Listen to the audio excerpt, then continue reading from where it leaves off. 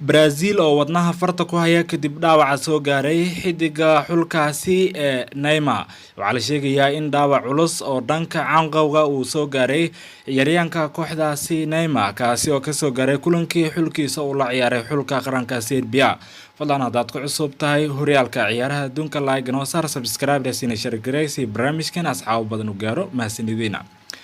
inkastoo Brazil gool 2-0 ay ku bilowdeen koobka adduunka ee sanadkan haddana waxay farta ku hayaan wadnaha kadib markii uu dhaawac soo gaaray Neymar kaasi oo ka bararay canqowga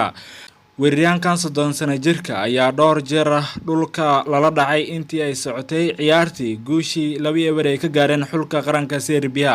waxaana si gaar ah u bartilmaameedsanayay daafaca xulkaasi ee Nikola Milankovic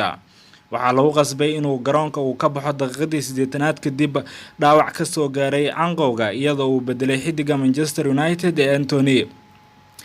kadib waxa uu ka soo muuqday kursiga keedka ee ciyaartoyda Brazil isagoo ooynaya ka hor intaysan soo bixin sawiro muujinaya sida uu u xun yahay dhaawaca canqowga ka soo gaaray xidiga reer Brazil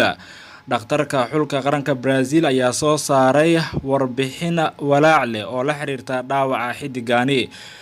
waxa uu sheegay inay u baahnaan doonaan 24 saac ilaa 48 saac in ay ku qiimeeyaan dhaawaciisa maadaama jug weyn oo barar keentay ay ka soo gaartay xidigan canqowga si kastaba ahaatee tababaraha Brazil ayaa aaminsan fikra midkaasi ka duwan oo ku saabsan xaaladda Neymar waxa uu muuqdaa mid aan ka walwalsanayn dhaawaca halista ee soo gaaray xidigiisa isagoo yiri ha ka walwalina Neymar uu ciyaari doona koobka adduunka wuxuu si ciyaari doonaa kulamada xiga ee xulkiisa uu ciyaari doono xulka ugu cadcad ee koobka adduunka Brazil ayaa 2 kulan oo kaliya ay uga harsan yihiin gruubyada ka hor intaysan gaarin